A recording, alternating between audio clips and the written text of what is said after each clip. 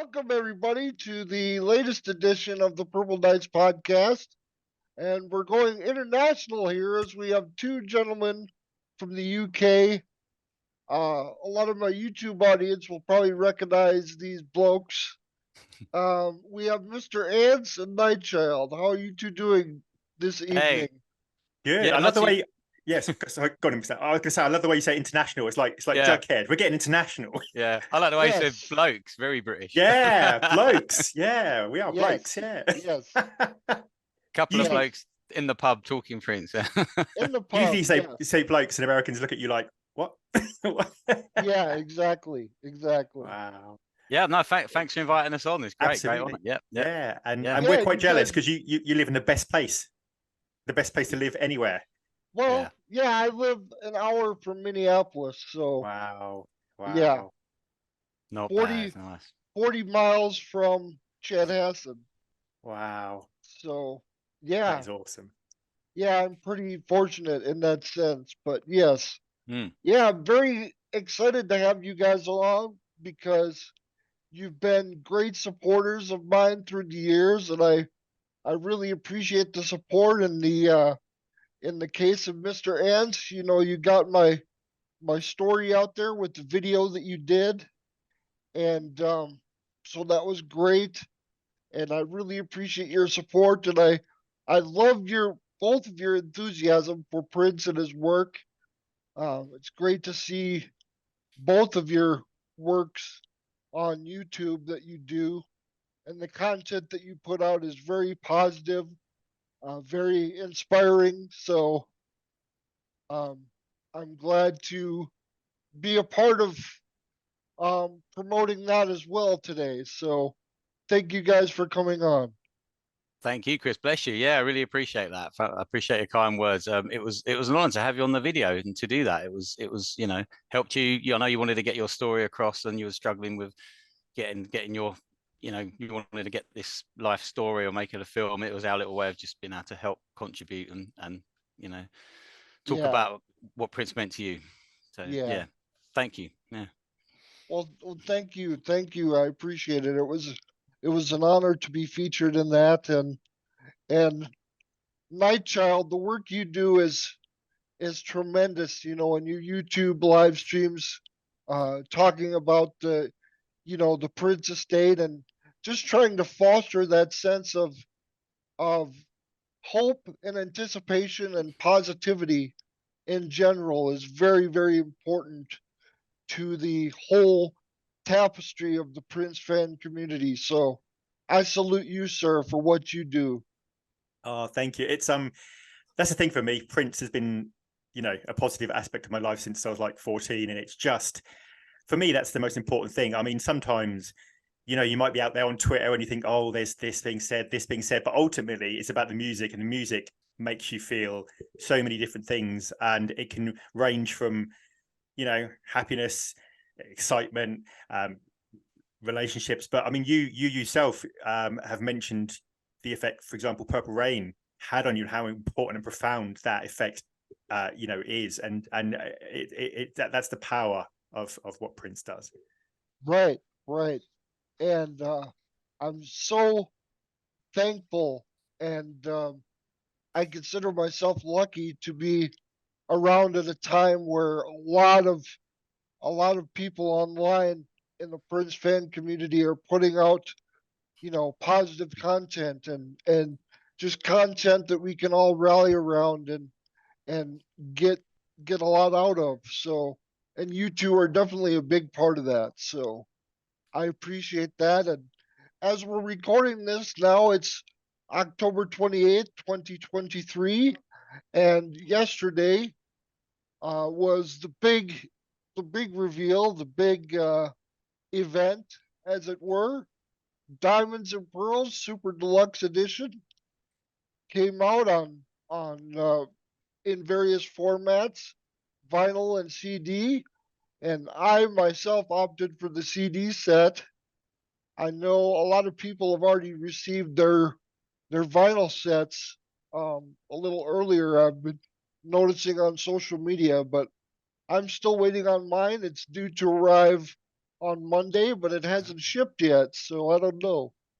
But Oh, in the meantime, I've been listening to streaming, and I've also been able to watch wink, wink, nudge, nudge. I've been able to watch I the wonder where gla- that came from. the Glam Slam '92 show, the video, which is just Wow. amazing, and I consider that to be the crown jewel of this set, Mm. most definitely. So, how do you guys want to do this? Do you guys want to, obviously, we've had very little time with the set, so it'll take a while for things to sink in and really get, Mm. really detailed thoughts on everything. But did you guys just want to do a general random discussion Mm.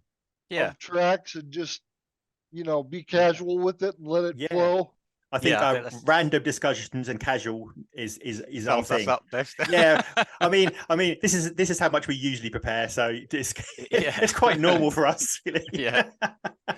Well, I'm actually the same way. Actually, I fly by the seat of my pants a lot of the time. I do some preparation, but like the podcast that I did most recently with Maite was pretty much done on the fly. The questions were submitted to her in advance, and but other than that, it was pretty much on the fly. And I got some feedback that I was maybe a little too enthusiastic with her, and dominated the conversation a little bit. But hey, what can I say? It's not every day you get to talk to Yeah. a woman you've had a crush on, for 30 odd years.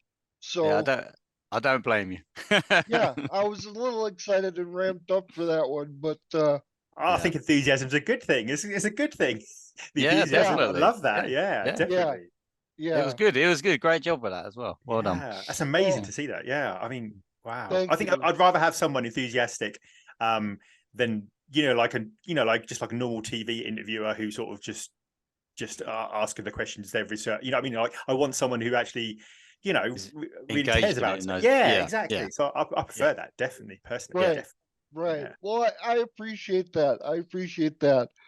So, where do we want to start with this set? I mean, um, Uh, I would essentially. Well, I could start off by saying the tracks that I've found out of the vault tracks, what my highlights are so far, or okay, let's do that. so myself just going through. I'll just list them first, and we can talk about them if you want. So the ones that stood out for me on the first listen, because I've only had one listen through all the vault tracks, was My Tender Heart, Dark Side, Open Book, Blood on the Sheets. Interesting title. Get Blue, and what was the other one? I'll Pledge Allegiance to Your Heart as well. Yeah, those are sort of stood out for me because some of the other ones I knew already from the New Beginnings, like Schoolyard and things like that. I've heard before, but yeah. Yeah, yeah, So these are the sort of tracks have sort of sung to me, first listen through. yeah. Um, all those tracks are really standouts. Dark Side is a special one for me because it's like it's not often that you get those fly on the wall moments Yeah. where it's like you're in the studio with Prince and the band, you know, bearing witness to the process of recording and the process of creating and just the impromptu jamming of the band, and it's so special to all of a sudden be privy to those intimate moments, um, you know, during the creative process. So I really love that, and I've seen, some naysayers. There's haters out there that are complaining about everything too, and they say, "Oh, this is only worth listening you know, this is only worth listening to one time." And Prince is, humming on the track. I wish it wasn't there, and you know, I think, how could people say this? It's Mm. it's a glimpse into the recording process, which is essentially one of the most precious things we could be privy to as Prince fans. So I don't get the hate, but yeah, Dark Side for me is definitely one of the highlights, and Blood on the Sheets is just, oh my God, just face melting stuff. Yeah, it's So amazing. Yeah. yeah, so Nightchild, what are some of your favorites? I just want to really echo that point. The amount of people who have previously said to me, oh, I'd love to see, Prince create something and sort of see the development of the work and see behind the scenes. And this, like you say, Dark Side is that glimpse behind the scenes. It's perfect. It's seeing that transition from to Blood on Sheets from Dark Side, I think is fantastic because it gives you that, like I say, that insight into he's got an idea, he's got a groove, and then what's he going to do with it? Where's he going to go with it? And for me, that's one of the highlights of this set. For me, it sounds a bit strange, but I've kind of in my mind, I've divided the Vault CDs into three kind of genres. I've got the tracks that I've never heard. I've got the tracks that I have previously heard that sort of been out there before, like Glam Slam 91, maybe not, always officially, or other tracks that kind of have been out like Schoolyard. But also for me, there's these other tracks that are associated with other artists that he's kind of either written for someone else or he's worked with on someone else. I mean even I would say even Streetwalker, because that's largely written apparently by Rosie Gaines. So it's kind of like interesting. And when you see that and you see Martika's Kitchen, because I was, I loved Martika, and to see that is fantastic. But for me, in a strange way, and I don't know why this is, some of the highlights have also been the tracks that are already part of the album that you hear the different takes of. When you hear Insatiable, the kind of different mix, you hear Diamonds and Pearls, the long version, even Cream Take Two is good. Yeah, Cream Take Two, Horny Pony, Daddy Pop. Just hearing that, because for me, this is an really interesting set, because it's kind of weird, because I can see why Prince chose the songs he did for the album. I can see why he did that.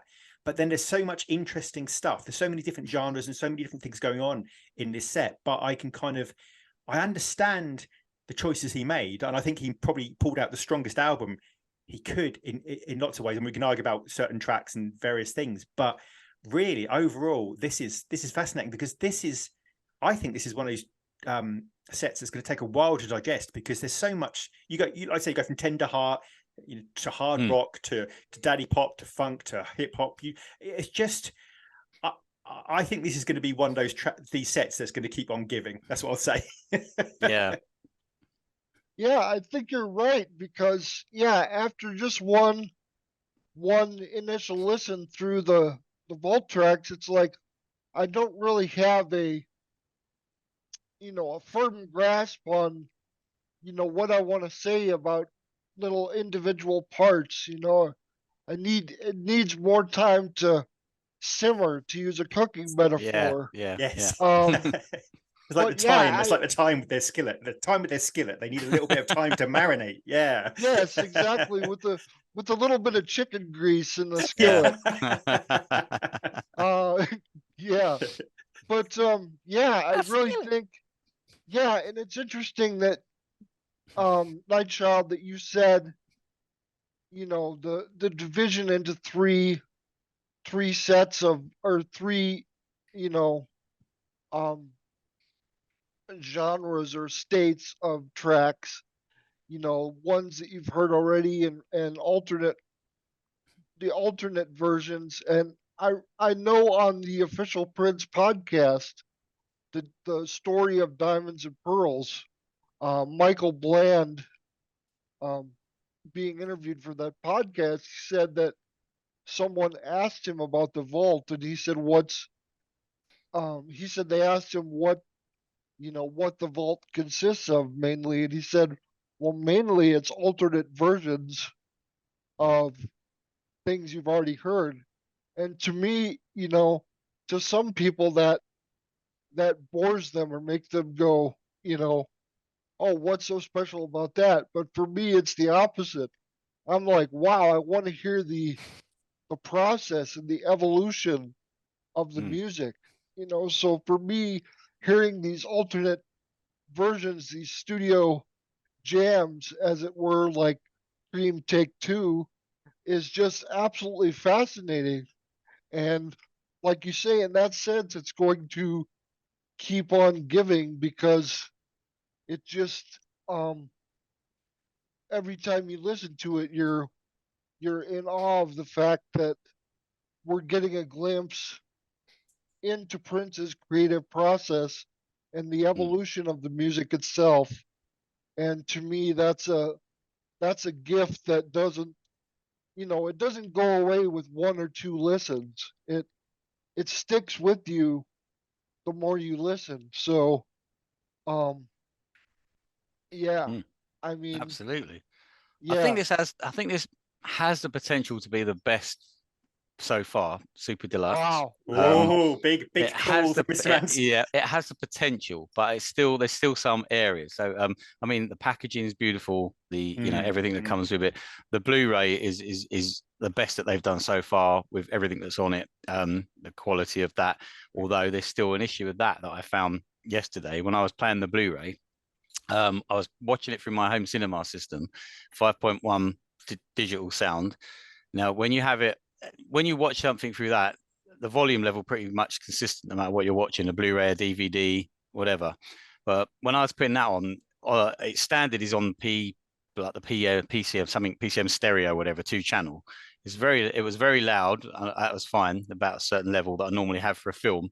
When I put it onto the I think it's Dolby True 7.1, it just dropped right down. The volume was gone. It was like it was on 7. Where's it gone? I had to turn it right back up again. It was really bizarre, which doesn't normally happen. And it was the same on both digital settings. It was really weird. But I would say on the pluser, when you did turn it up to get back to where you were, you could hear the instruments nice and clean in the different channels. The horns sounded fresh. There was a lot of room, but you just had to go back up. Like, I had to crank it up to over 50, which I don't ever have to do. Whereas it was out on 40 normally, so that was a bit weird. So I don't know why the level is so different, but you never get everything you want. Yeah, that's an interesting detail to have for one of Nightchild's potential fan surveys, where he's talking Mm, about things to ask of the estate or address with the estate. That would definitely be mm. a good point to Yeah, you know but I mean, emphasize going forward. yeah, but I'll just say as well, because going up till now, my favorite deluxe edition has been the 1999. I love that set. Oh yeah, Absolutely love that yeah, set. Yes. But yeah. the DVD was, I mean, the concert's brilliant, but the DVD was abysmal. As in, it's just you just stick it in and it plays, and there's nothing. I remember actually when I got it, I famously threw it over my shoulder in a review because I was so angry about it. Oh, this is rubbish. There's no menu, no selection. It just put it in and play. you know. Yeah. Yeah. But so the Blu-ray, compared to that, is a massive step up. Everything's got options now. You can select individual tracks. It's brilliant. I love the backstage. The rehearsal footage of the Special Olympics is brilliant. Having the Diamonds and Pearls video collection, fantastic. That's great. So Even when you put the Blu-ray in, and that just sort of plays, and it's just sort of at the menu stage. Even then, hearing Prince say Minneapolis yeah, and kind yeah, of, it's just really good. It's just much better. It's what you expect. Yeah. It's a proper quality thing. I mean, for me, the set is interesting because somebody, I think it was Matt Thorne, the author, said tonight that he wonders whether they should have put all of the songs sort of for that he's kind of written for other artists or have been taken by other artists, in one block or not. Because for me, one of the most interesting things the estate has to do is you've got all these songs. How do you try and work out an order? Because it's got to be so difficult because you've got you want to kind of mix things up. You want to have ballads and fast numbers and various things, but you've got these songs and it's very difficult, I think, for the estate to kind of have an order that makes great deal of sense. I mean, you could just say, right, we're going to put all the alternate versions sort of one disc, we're going to put the songs for other artists on another, or do you kind of, what they've done is kind of mix them up and have this variety? It's very difficult to kind of put the order because obviously Prince, when he's making an album, was very deliberate about where he put things and that, so it's hard for the estate because I think in that sense you can't pick a perfect order. You know, it's not like, and also some people don't listen to albums in the way that perhaps we used to listen to albums. You sort of, you know, move about. But that said, I think for me, I've got to say, I cannot get over that DVD, that Blu-ray. Sorry, I cannot. That is just insane. I mean, I expected it to be good. I expected it to be great. It was 1,000 times better than great. I cannot.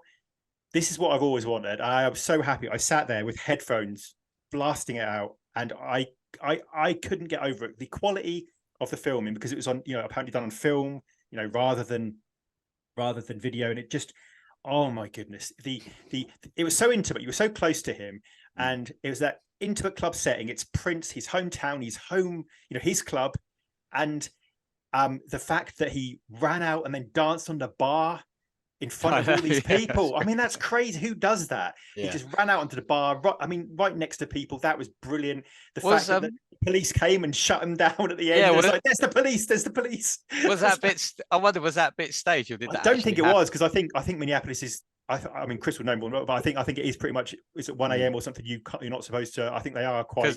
They make a point through the film, don't they? Putting the time up and talking about it at the beginning on the intro. They talk about the Minneapolis law of no dancing off the one. I think that was just retrospective, wasn't it? Just like saying, like, we're going to push the limits here. Prince is going to. It's that bit of, you know, like Paisley Park when it's called the law, and it's like Tony M's like, it's election year, man. Come on, you know, come on. I mean, Prince was so confident then, and for me, the energy he had on that performance, the energy, he did not stop, did he? And he was smirking and kind of humor, and he was fun. He was going from piano to guitar he was just, he didn't stop. I mean, even the bit when he's getting dressed, he comes out and he's I know, and he's still dressing himself. Yeah, it's great. It takes him about 5 minutes to put that tie on. I mean, that to me is without doubt my favorite small club video I have ever seen by Prince. If I'm so happy with that. I'm not sure small club wise.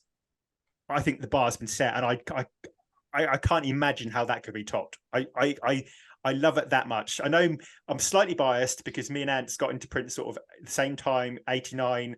I kind of, the first album I bought when it first came out was Graffiti Bridge, although I bought Batman and it had already been released. But then I really was so deep into Prince, Diamonds and Pearls era. But this, to me, this is. Oh, it's heavenly. I have to stop because I would talk for hours. I love it. I was just going to say, you do realise, Chris, by inviting us on, you're not going to get a word. I'm sorry. Yeah, I thought I was doing the Christmas quiz again. I mean that's fine. I mean, part of the reason why I wanted to have you guys on here was your passion. So I totally understand it. I respect it, and I yield my time. So bless. Yeah. What do you, Chris? What do you think about the Blu-ray? Oh, the Blu-ray is tremendous. You know, obviously I don't have the official copy yet, so I can't see the menus and all that and the workings of all that. But the show itself is just amazing, and the energy, like, you know, like Nightchild said, the energy is just unmatched. And I think a big part of that is because he has this new group, this new unit, the new power generation, that sort of reinvigorated him and re-inspired, you know, the spark within him. And you see that, you know, years later when he gets the new group with Third Eye Girl, you know, it's the same effect. It reinvigorated him and inspired him to be more connected and open with the fans. And I think the new power generation, that new group, you know, the whole new vibe of that just, you know, infused Prince with all this energy and humor and just, you know, panache. And, you know, I love it. You know, watching the concert, I was really struck by nostalgia, and I hadn't realized quite before how near and dear this Diamonds and Pearls era was to my heart, because Yeah. I'm a young pup when it comes to OG Prince fans because I was born the year Dirty Mind came out. So I was only 11 years old when Diamonds and Pearls hit the scene, and that's that's about the age where you can really remember uh the things that happened with you in your childhood, like those ages 8, 9, 10, 11, in there. And so that's when Prince really um and that combined with the fact that it was his return to commercial Mm. glory, in the States. Um so all the promotional things like the music videos and the Arsenio Hall show Mm. appearance, that to this day remains my favorite live television event that Prince ever did because there's just so much nostalgia and so much Mm. joy from my youth that's associated with that TV show and that performance. Um, so watching it, I'm 43 now, and watching it, I was reduced to an 11-year-old again. So that's the biggest compliment that I could possibly pay this show is that it took me back to Yeah. being a kid and the joy and wonder of seeing Prince, in my mind at the top of his game. He always was impeccable and always wonderful, but there's something about the 90s, the early 90s that he was just, you know, at the peak of his prowess, at the Mm. peak of his humor, at the peak of his energy. I mean, it was just there's something electrifying about that era that I can't quite put my finger on, but the whole aesthetic and the whole, the yellow lace and the black lace and Rosie's big poofy hair. Her hair was huge. I Yeah, was I so it know. was surprised. huge.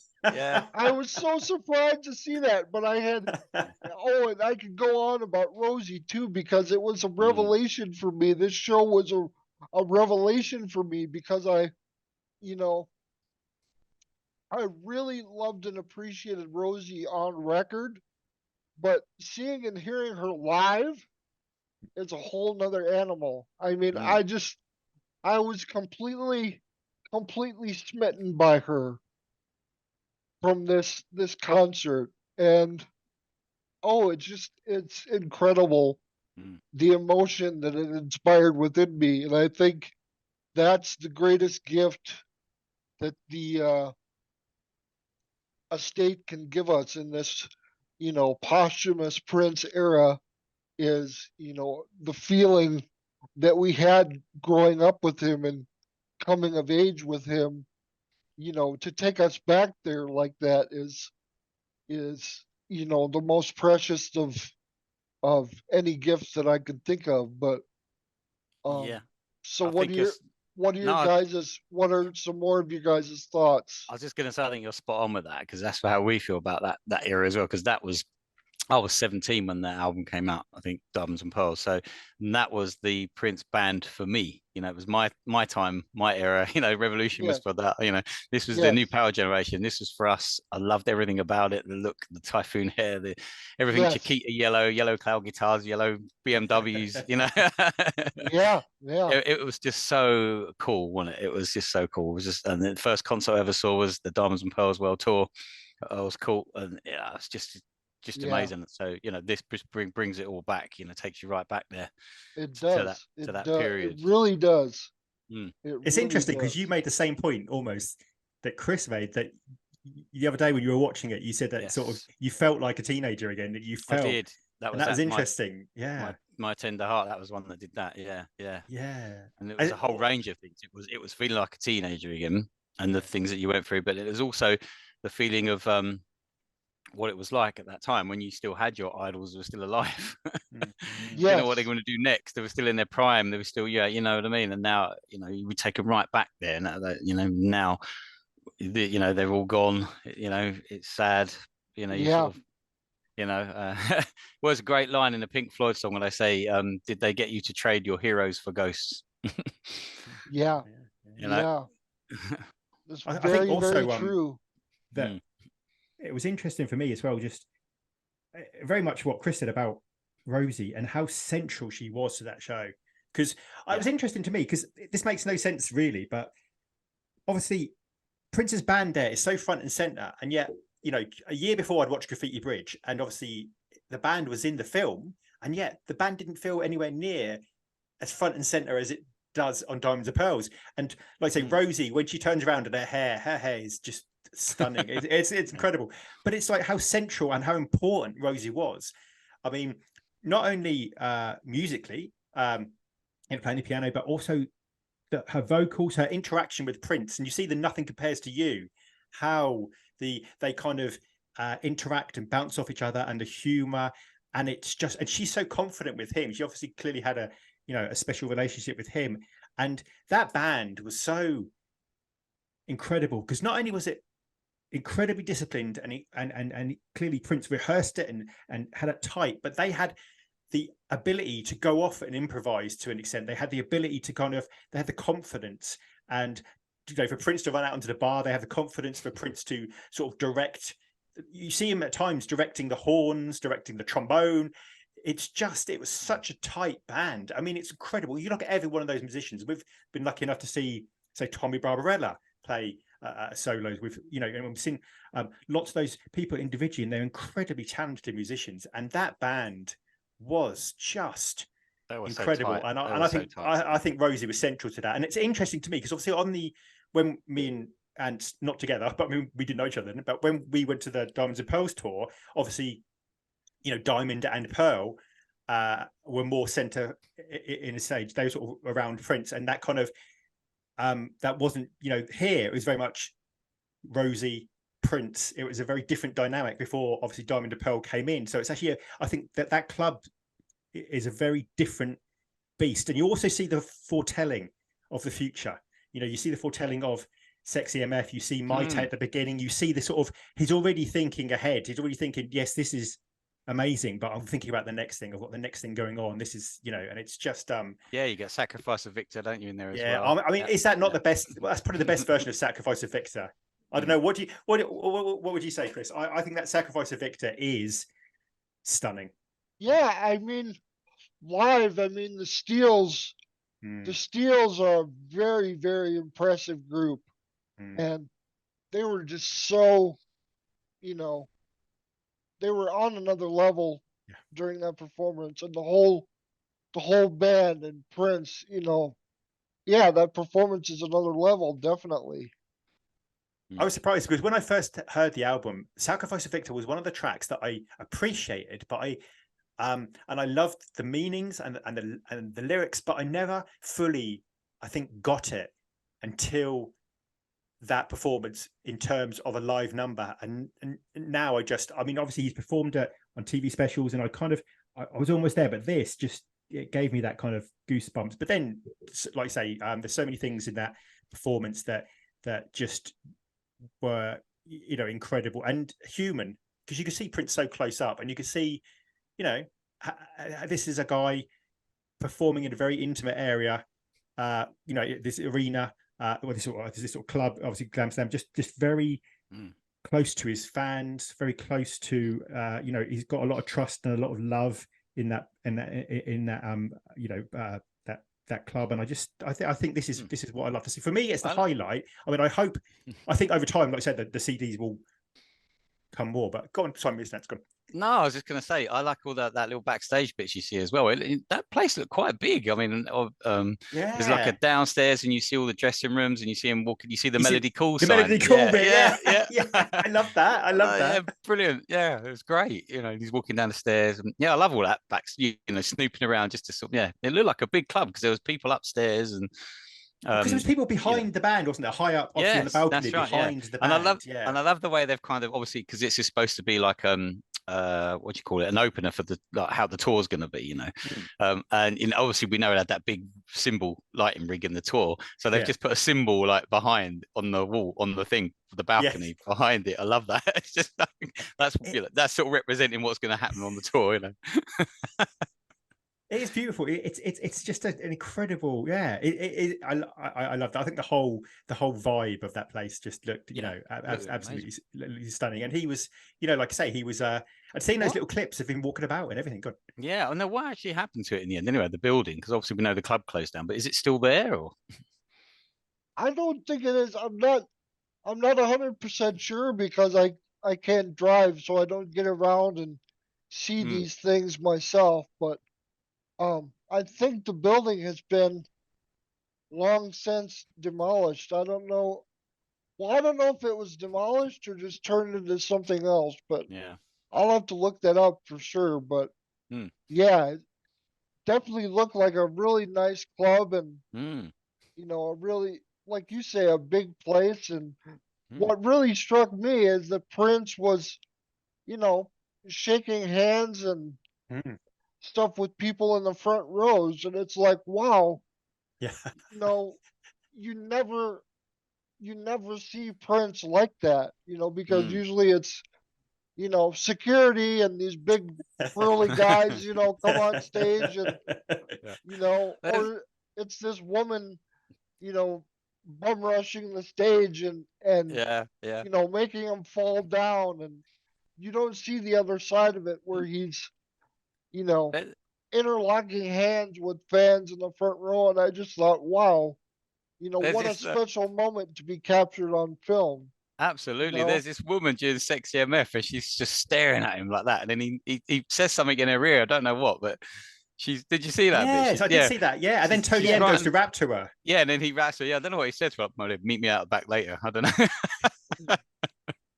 But she's really just sort of intensely staring at him and he kneels down and whispers in her ear, says something. Yeah. It was interesting because the first number, I think Thunder, felt very much like a more of a concert feel. I think when it first opened with My Town, kind of like it felt very much like the beginning of a concert tour. But then, like I say, it kind of changed into that and into a more after party kind of feel. Yeah. And I've got to say, this is what I wanted. This is what I wanted. I think this is on one hand, it makes me salivate for all the other things that may be there that we don't really know about. But this, I always wanted the small. I think his live performances need to be out there a great deal more. And I think especially this, to have something, a small club, because when I first heard, I thought, oh God, I was hoping for the concert because I was thinking, that's what we want so badly. But then when I saw this, I thought, you know what, that's a hard call, but I think they made the right call in the sense that this is Prince just on fire. And I hope that so many people see this. I really hope they do. I hope that, you know, just everyone sees this, because this is just going to make people think, wow, he was just something else. Yeah.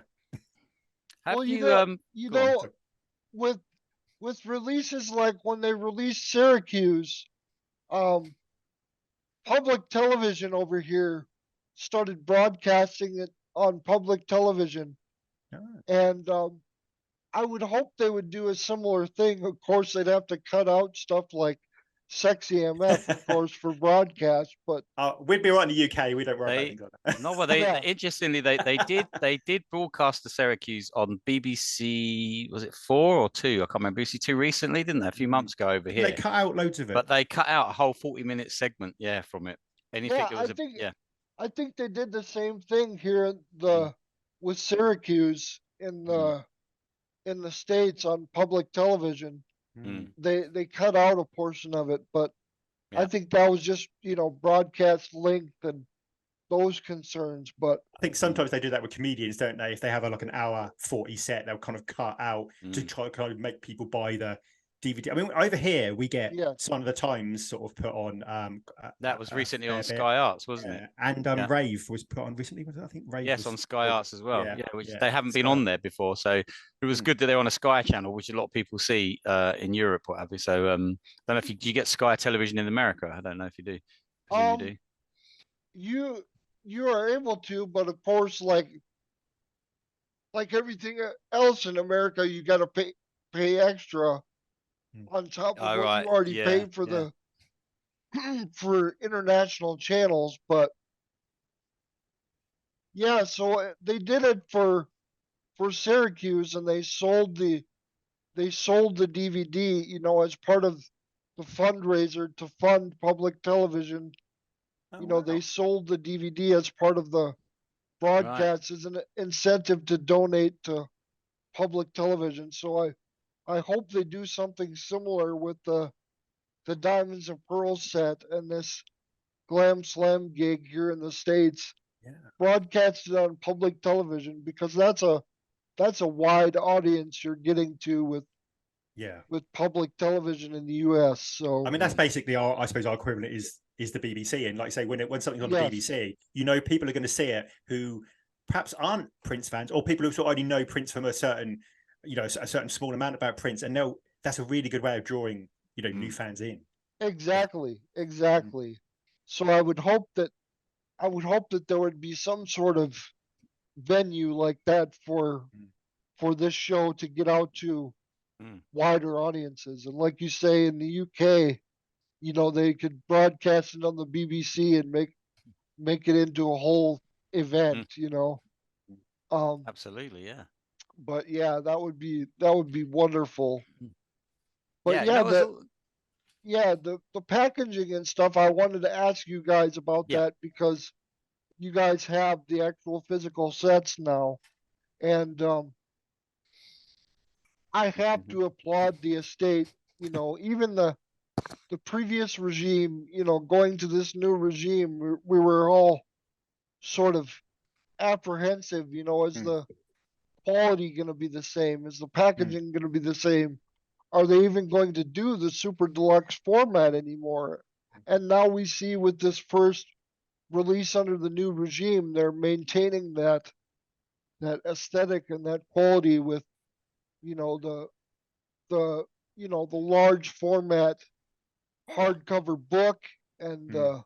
Yeah. The book is lovely, I would I say. think yeah, that's an important thing as well, because first of all, I would say I love the fact that even when you open the box, you've got the box has got the kind of like say the diamonds and pearls, you know, printing on it, and that's amazing. And then you've got, when you open that up, you've got this kind of like the new power generation, and it opens up beautifully. So each stage, and it's got like a wraparound kind of sleeve, and it just is a lot of thought gone into it. The thing I was worried about, because I ordered the CD version, and I thought, Same here. oh, yeah, I hope it's going to be I hope I'm going to get the book. And obviously they have. So what they've done is really clever, because they've got the book and they've kind of put each CD in an individual sort of section.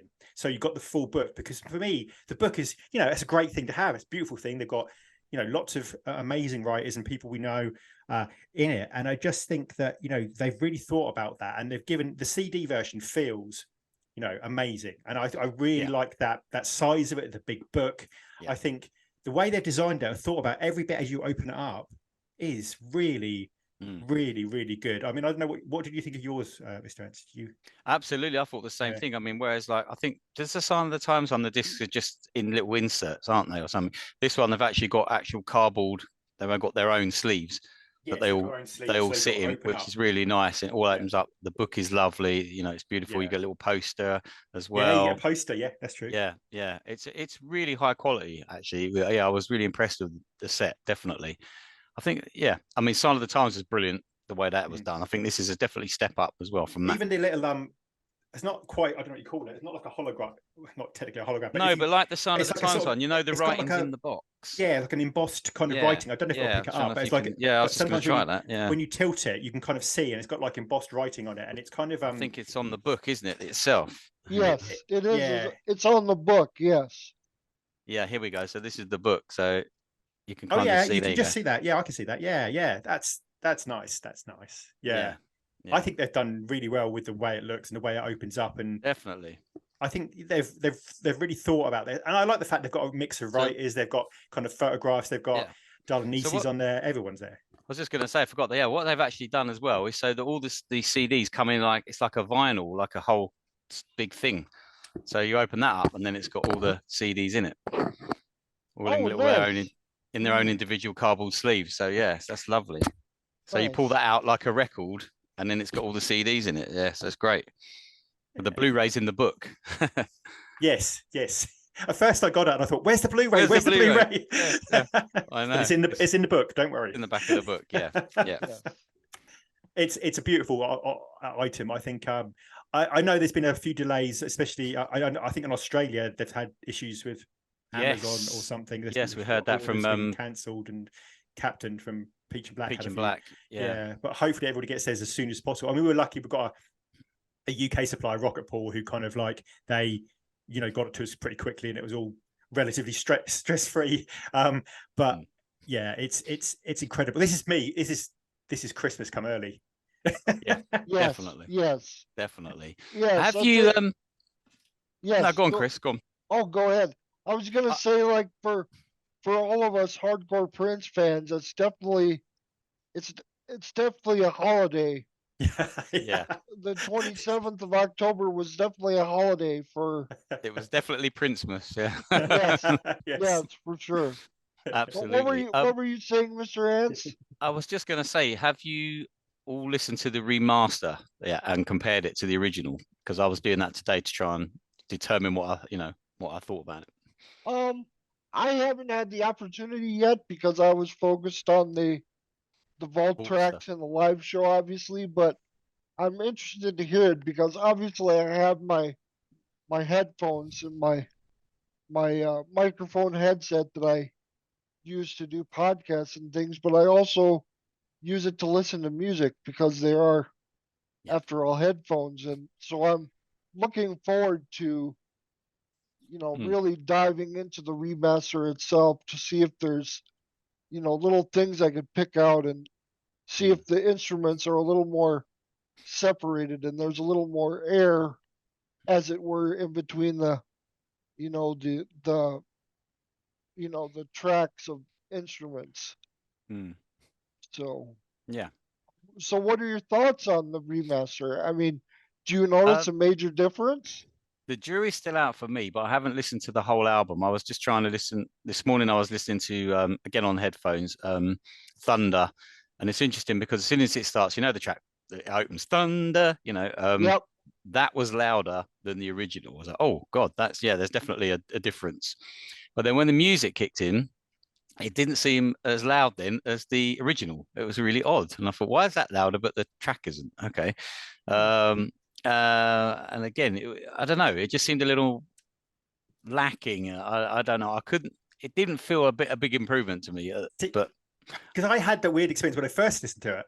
I didn't. When I listened to the Dolby Atmos version. Yeah. At first, I listened to it and I realized I'd listened to it on the wrong thing. I was like on a kind of But then I listened to it. This is really mad. I listened to it on my phone, which isn't like a posh phone or anything, and it has Dolby Atmos. And I was like, oh my God, that was so different. That was crazy. I couldn't believe that because I listened to it and the instrumentation on the Dolby Atmos version was so different. I mean, it was like there was lots of things I'd never heard before. Little bits. I mean, I'd listened to this album for 30 years. Yeah. I feel quite. It's quite weird saying that, but yeah, 30 years of listening to it, and I heard things I'd never heard before on the Dolby Atmos. Like I said, the remaster, I'm not entirely sure. Yeah, I'm with you. Sort of the jury's out, but the Dolby Atmos version is. You hear a lot of things I certainly heard on certain tracks, particularly "Walk Don't Walk" on the Dolby Atmos sounded really quite different to me, and "Strolling" sounded amazing. So I mean, I think there was a difference there. The remaster, for me, we were saying this before. This is an album to me that always sounded great anyway. Yeah.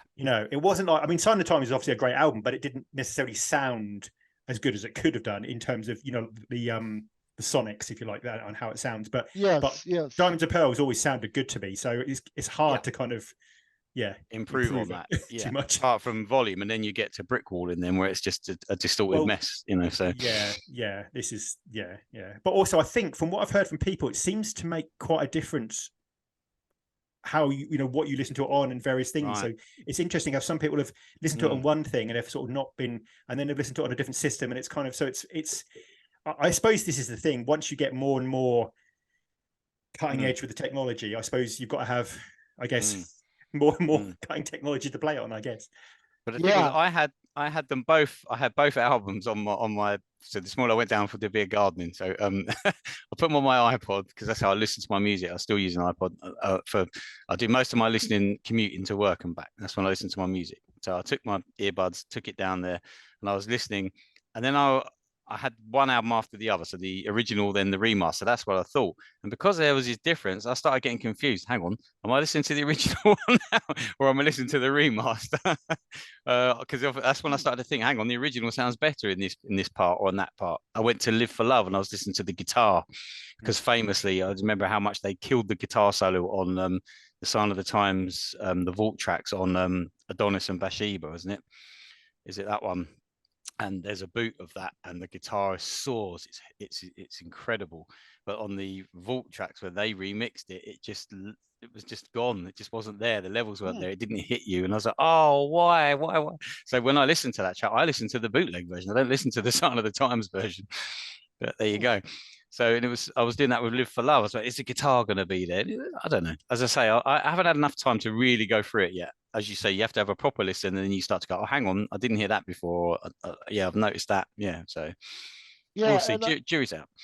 I've heard things about the Atmos version as well. I don't have any Atmos compatible devices, so I have to get one because I really want to hear that mix now because I've heard amazing, like mind-blowing things about it. So I was surprised because I mean, it's especially when it's something you're so familiar with, you notice every little difference, and so many of the tracks. I just noticed things I'd never heard, little instrumentations, little riffs, and I didn't understand how I hadn't heard them before. There's a lot of this separating the sounds out, isn't it, for spatial, making it spatial all around. I know. I think I spoke to you, Jay, about this. Jean-Michel Jarre, famous electronic musician, French musician, he's done that with a lot of his albums recently, where you can get a complete setup to listen to it, where the sounds are just all around you and everywhere. Yeah, it's just incredible what they're doing. Yeah. So I would love to be able to experience it in that way because, similar to what you're saying, Nightchild. The person that I read talking about it on Prince.org, actually, I forget their username, but they said it's almost like listening to a new album in a way because it's such a new, different experience. So I was like, wow, I need to get an Atmos setup somewhere in my house, maybe in my room with my mural. I could have an Atmos setup. I mean, I presume this is something they'll do going forward with the any other Super Deluxes. I presume they'll carry on. I guess carry on doing Dolby Atmos for all the new. I mean, I say new one. We've only had this a day, but obviously, Prince fans. As soon as you get one, they're like, right, excellent. What's next? Yep. I've already heard people saying, "Where's my parade? Where's my love symbol?" But I mean, there's obviously a lot of talk about Purple Rain next year, 40 years, and there's a lot of it's already. I'm sure the estate won't have much of a breather before it goes back to people wanting some more stuff. And the latest I hear is that the Netflix documentary is going to come out next year as well. So they're really that's a big year then. They're really capitalizing on the 40th anniversary of Purple Rain, which was, his zeitgeist moment, as it were. I mean, that's a big year, isn't it? That's to have the documentary, which is going to be huge, and for the documentary is going to shape a lot of younger fans and other fans who don't necessarily know huge amounts about Prince. It's going to shape their perception of him quite possibly quite a great deal. And you've also got, like I say, Purple Rain 40, which is going to have to, has to be the definitive, statement. Because I mean, it has to. I'm hoping it'll include the time. I'm hoping it'll include Des Dickerson. I'm hoping it will have, Apollo. I hope it'll be the absolute. If there's deleted scene, you name it. I want it to be the version. Because we've had several versions, haven't we? Yeah, but the thing is like you would say that, and then they're going to put the Syracuse in there with that. We've already had DVD and a Blu-ray.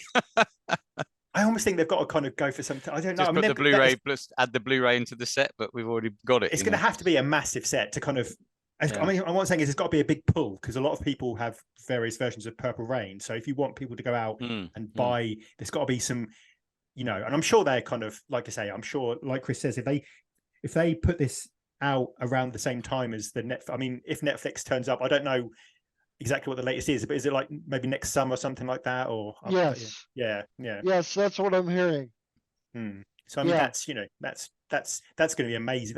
I don't think we can underestimate how big that will be, because if you think of Netflix's global audience and you think if this is is it true it's going to be, I think I've heard it's sort of going to be 8-10 episodes, quite a decent. I've heard 10, yes. Yeah. So I mean, that's good, because Yeah. I was worried, because every documentary, I don't know about in America, but in every documentary in the UK, what happens is they say, oh, Prince, he's very talented. Oh, he did 1999, Purple Rain. They spend about, say it's an hour long, they spend about 40 minutes going up to Purple Rain.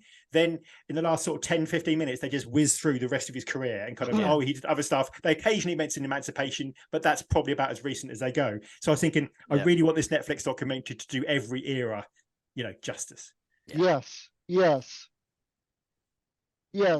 Or at least go at a much slower pace and be more considerate of more of his career than previously. But yeah, I'm very, very excited for it. I got the pleasure of participating in another podcast on the YouTube channel of my friend Kurt Hoffman, who goes by Purple Kurt. So on the Purple Kurt podcast, he had an interview with the one and only Eric Leeds.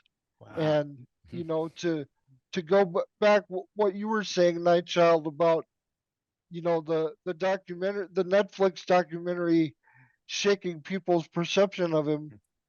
He basically, he said flat out, Eric Leeds said flat out that a lot of people are going to have issues with the documentary because it's going to shatter their perfect rose-colored glasses image of Prince. And I'm like, and that, to be honest, that took me back a little bit, took me aback. And I started thinking, do I want to see this documentary? And I started to get nervous. It's like, of course I do, but I have, don't get me wrong, I have no, preconceived notions about Prince being Jesus or God or any of that. I know he was human and a very flawed human being. But I'm like, how deep are they going to get into his character flaws? And it just sort of gives me pause because, I don't want it to be too much. It's difficult, isn't it? Sorry, I No, very, very quickly. Yeah, go. No, yeah, go on. No, I was just going to say, yeah, I know what you're thinking, and obviously we know that he wasn't perfect, and we know there were, he issues with relationships, and we know what he was like as a boss and a band leader, and how hard he was on people, and how much he drove them, and what have you. But ultimately, all the people that worked with him, or even were mistreated, if you want to say by that, only speak of him with pure love. They say overall it was an incredible experience and they wouldn't change it for the world. So, what they're going to dig up, it's not that it's something that we already know. We know it wasn't perfect. Nobody is. So, yeah. I think that's the thing. I think the thing about Prince is they said he was very, in a way, he was a very public mystery. People knew him, but they didn't know him. And I think the thing about Prince is he still had quite an element of privacy that often nowadays with stars, you don't get that. Every 5 seconds they're on Facebook or Instagram, so almost they've gone to the shops, about it. It's a kind of everything. Whereas Prince chose not to live that lifestyle. He chose not to live the LA, New York. He stayed in Minneapolis. He wanted to have that privacy to get on with his work. But I'm torn like Chris, because on one hand, obviously I want to see it, but on the other hand, you think, is it going to change? I mean, I don't think. I think him being human and having flaws, in a sense, is something that can be viewed positively or not. I think you've got to kind of know how a Netflix coming at it. If they come at it as a kind of, let's be controversial, let's stir up drama, let's stir up controversy, then no. If they do it with respect and properly, then that's fine. But I don't think you're going to do, I just, you know, you don't want a sort of tabloidy, sensational version. I mean, if it's the one thing I'd say is if the estate are on board, I can't see why they would do that. Wouldn't allow that, sure. No, they've let them have unreleased sort of footage, which is obviously going to be fascinating. And I think they've also talked to a range of different people. I mean, don't get me wrong. I think it would be crazy if we didn't find out things that we didn't know that kind of made us be surprised. But I just, I'm like Chris. I'm looking forward to it, but I am a bit nervous. Really, Yeah, definitely. I mean, and I know people have their own biases and opinions, you know, of working with people and what, you know, their personalities like, and certain personalities get on well and certain personalities clash. And I know Eric wasn't a fan so much of Prince, the man, the person, but he has tremendous respect for him as a musician. So maybe that was a little bit of Eric's own personal bias coming through there about the documentary. And all I can say to that is we shall see. So yeah, I mean, there was an interesting story in the book I was just reading today, you know, with the Diamonds and Pearl set, where he went to town on someone in a meeting because something was said. I can't remember what it was now. What was it to do with? It was to do the promotional work, I think, to do with the album, where it was going and getting on in the charts and stuff like that. And this guy said something. Anyway, he was marched out of the office, and the other guy was left there. Said, "I'm sat there in a shirt and jeans." And Prince just went to town on him, having a go at the, you know, do you want me to look like this? Maybe you should dress like me, and started going on about it. And he goes, and he was tearing shreds off me. Absolutely. This is the guy who created the hologram, or got the holographic album cover for him. And he said eventually he was that's what it was. It was the guy who was asking him about the album cover and said, maybe we need to change the cover. And that's what did it. So Prince was off on one, absolutely, you know, going at them. And he said, but eventually, what happened was he gave him all these CDs. He was looking through, and he saw this hologram one. He said, "That's amazing. What's that?" And he said, "Oh wow, okay." Found out who the guy was, got it done. Cut a long story short, they got it all sorted, and Prince was absolutely over the moon with it. And he said he actually gave him a thank you note, and they were Prince's assistant. I can't remember what they said it was. Said he never does that to anybody, and he said it was like he proved his worth to him. Done, you know, and then he got invited to stay at a sound check and watch this and watch that. It's a great little segment in the book when you read it. It's brilliant, but it just shows the two sides, how he could, you know. I think, you know, that is key for me because Prince had to deal with so many things. We forget. You know, it's not like he's locked in a room. I mean, sometimes it is, but it's not like he's locked in a room just making music. He had to deal with basically this business empire. He had to deal with all these decisions, and he's constantly, like I say, probably having people, certainly record executives, saying, you need to do this, you need to do this, this is what other people do. And I think, and like I say, especially when they stray into that kind of artistic area, because for me, Prince must have thought, well, hold on, my ideas have got me to where I am. And Prince trusted that voice in his head, didn't he? He trusted that voice that this is, you know, my art, this is what I'm going to do. He trusts his instinct. And that's what's got him to all this kind of, you know, amazing success and amazing music. So he must have thought, well, I need to trust my instinct. And it'd been very easy for him to just sort of, you know, say, I'll do what record companies say, and I'll do the thing where you have to do one album every 2 or 3 years. You have to do this, you have to tour, you have to go on Top of the Pops, you have to do this, all these various things. And he had to deal with a lot of that. So I think the stress of that would wipe out most people, but he very much fought for doing things his own way. And to be fair, I don't know about if you work anywhere and you interview all the people who worked at a place under a boss, it's very unusual. You won't get some people not happy because it's just the nature of being at work. But I think Prince, you know, he had so much to deal with, and I don't know why, but it always makes me laugh. Just him, I imagine him sitting there writing checks, dealing with paperwork. I can't imagine him doing it. Obviously, he must have done, but yeah. I mean, the thing that amazes me, and this sounds a really silly point, but if you look at all the photo shoots and the clothes, and you think just of that one aspect of Prince, the amount of effort that went into that, designing the clothes, having the clothes made, the photo shoots, the pictures, you think of how many pictures there are of Prince and things like that. That's just one aspect of his life. And that's just one thing. That's not even mentioning the business side of it. The record executive, running Paisley Park, doing the tours, rehearsing, writing the songs. Yeah, it's recording them.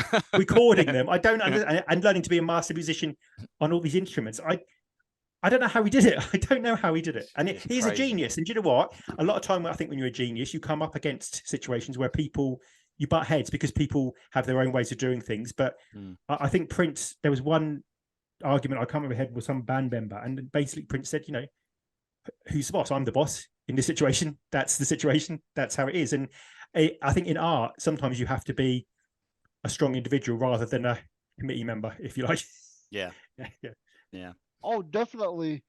And that's one of the many reasons that I love and respect Prince, is because of his fierceness, his fierce independence, his individuality, his strength, his certainly, like you're speaking to, Nightchild, his stamina was second to none, to do all these things in a career that would take, 30 artists, 30 lifetimes to do.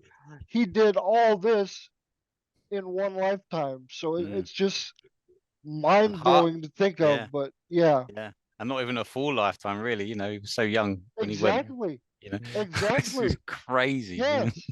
I mean, we said he could have taken the quiet life, and especially with the slave era and stuff like that, he could have just said, "Look, I'm getting loads of money. I'll do what the record executive wants." But he said, "No, this is an important point." And certainly in the UK, the press really went for him. They really mocked him. They really sort of laughed at it. They kind of they parodied it, and now every artist is saying it's really important to own your masters. You have to be in control of the business. Every artist now is saying that was incredibly important, from Taylor Swift down to, there's endless artists who are saying it's really important to own your masters. This is how and this generation has come up. But Prince really took a hit. I mean, Ants went to see Prince during the sort of Gold Experience live experience era, and it really affected. I mean, there was areas of the stadium just sealed off, wasn't there, because they weren't being sold. Empty. People weren't going. Yeah. And I mean, if you think about it, not only is he doing all these things in all these different areas, but then he's two, 3, 4, 5 steps ahead of everybody else on top of that. Absolutely. So it's like, it just boggles the mind to think about there's another one little person doing all this. Absolutely. Going about that being steps in front, there's another little story in the book where one of the Warner Brothers people he got on with, who was there from the beginning. I can't remember her name now, but Alan Leeds phoned her up and said, "Oh, this was around when he wanted Get Off made as a record for his birthday and given to the clubs." And this little story saying, phoned up and said, "This is what I want to do." And she said, "I can't do that," because I can't get a record press without going through the company. I'm going to get sacked. I'm going to get in trouble. And he said, "Keep her on the phone." This was Prince Bird, until she says yes. And eventually she agreed and said, "Well, if this goes wrong, this is not coming back on me." And she found some independent place and they got them all done. And she said, "I've got 1,500 copies of this record in my garage." And a limo turns up and it's got Dwayne Nelson, I think, comes to her door, says, "Have you got the gear?" And she said, "It's like we're doing some kind of dodgy deal, And they take all the records and he gives her a box and said, "Oh, what's in this is going to be really valuable in years." They don't say what was in it. And then she said, as the limo drove away, a window opened and a hand waved and it shut again. She said, "I can't say it was Prince, but I'm sure it was." And they then proceeded to drive around all the clubs all night and give these records to all the clubs to get it played. And then they said, and then he walked in to Warner Brothers with the record, and they said this was a whole new step in the game, artists pressing their own records coming, this is like way years ahead of what's happening, now, and he was doing that in 1991, Yeah. Incredible. Yeah. I love that idea. I love that fact. I think it was a Get Off video where there was a phone call to someone and they said, I think it was a journalist or somebody said, they asked Prince's people, said, are they making a video for it? And they said, no, we're not. And then Prince was on the phone 2 minutes later. "No, we definitely are making a video. We are making a video." And it's very much Prince makes it happen. I mean, he did that with Alphabet Street, where they said there was like loads of issues. It can't happen. He's like, "It's your problem. Make it happen." And it happened. If Yeah, I want a windmill or I want a camel in the middle of the night, what's going to happen? Yep. Yep. that's your problem. Make it happen. Yeah. Yeah. But then people have said about that that made them do things they didn't think they could do. Exactly. Apollonia has said that. I think Morris Day at first was very uncomfortable about being the front man. He didn't think and yet because he was pushed, he was capable of so much. And they said that you do things that it doesn't matter whether. When you work for Prince, it's not like you have a linear job description in a sense. You don't sort of say, well, I just do this and I don't go into that. It's like if you're a photographer, but he wants you to do this, then you do that. And before you know it, you do all these amazing things. And he just kind of inspires you to believe that you can do anything. And I think that's part of Prince that doesn't get enough recognition, is the way he mentored people, but also with artists, he'll work with them. But then he was very good at saying, right, I've worked with you. We've done this thing. It's now time for you to go and do your own career. You know, whether it's like, you know, you have obviously Andy Allo or you know, Ingrid Chavez, or even the influence on Janelle Monáe. But he very much worked with people, and then even the ones he really was associated with, he wanted them to go off and do their own thing. You know, he was very keen on kind of just, you know, pushing that. And yeah, so there's a lot of his influences. Well, a big example of that is Susan Rogers too. I mean, because she showed up to repair. She showed up to repair a recording console, and he's like, "Okay, you're an engineer." She's like, what?" And he's like, that. "You can engineer, right?" She's like, "Well, I'll try it." You know. I love history, that. You know. I love the bit she did, I think, Sign of Times, where they're sort of like, you know, the live show and they're sort of plugging in things and it's like about 30 seconds to go and they're trying to plug these things in and get these things done. And it's just, I mean, that's the thing with Susan Rogers. She was just, I think I might be wrong, but didn't she have a background in sort of, not necessarily the army, but kind of an army, a radio, something to do with, and her ability to just say, here's the problem, let's get it fixed. And, you know, and she was just, because you imagine Prince, like say 2 a.m, I want to record, I want to do this, I want to do that. It's, she was incredible. Yeah, I love listening to her. Yeah, oh, she's amazing. Yeah, definitely.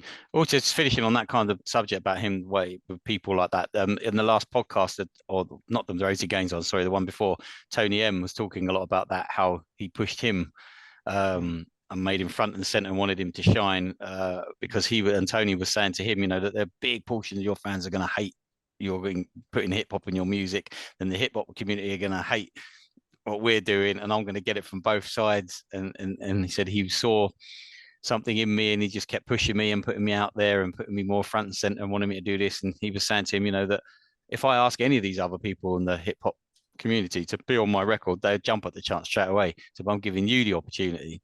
So you know, yeah, and getting him to do raps on different styles of music that you wouldn't ordinarily agree, you know, like think of, like Will and Abel and Tony M going, you know, I couldn't believe what he did with it. You know, it was amazing. Was it one of those they said the Prince only gave him like I can't remember if it's that 30 minutes to kind of basically come up with. And there was one of the raps and he said, "Oh, you've got 30 minutes to come up with this." But I love that because the way he pushed Tony M. There was a story where Tony M had a sore throat one night and he said at the concert, said, you know, can I do like one less number because I've got a sore throat? So Prince gave him like 2 extra numbers, you know, because it's like that. It's like that. If you really want it, you're gonna kind of work for it. You know?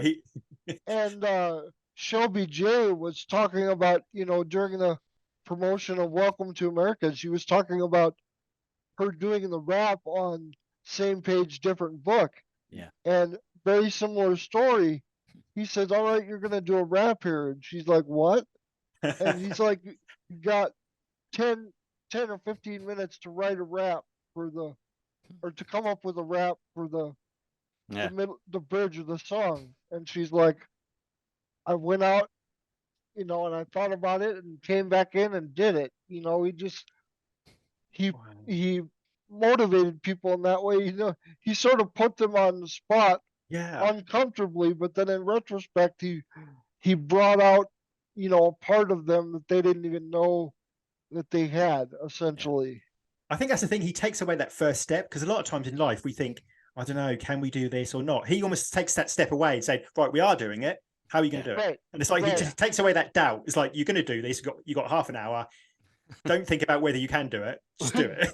And it's almost and Shelby J has always struck me as just one of the nicest people in the world. She just seems so, every time I've seen her, she just seems so, you know, so friendly, so embracing, so enthusiastic. And I just, yeah, I love Shelby. I really do. She's wonderful. I don't know if you guys have seen the picture.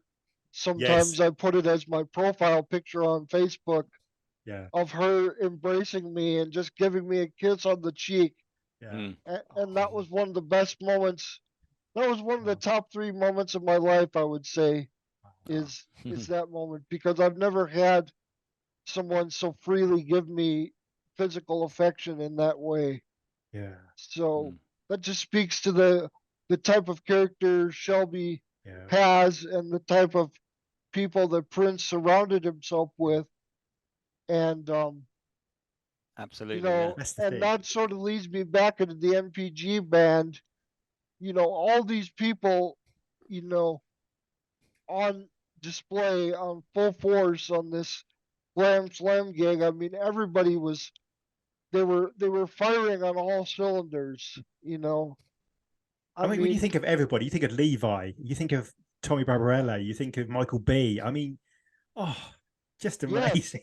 Yes, exactly. I mean, they were on the top of their game, and part of it was because they had to be, because Prince was such a, you know, drill sergeant. You know, let's drill this into you so you know it by heart, muscle memory, you know, all that. But um, another part of it was that he recognized their natural talent, and his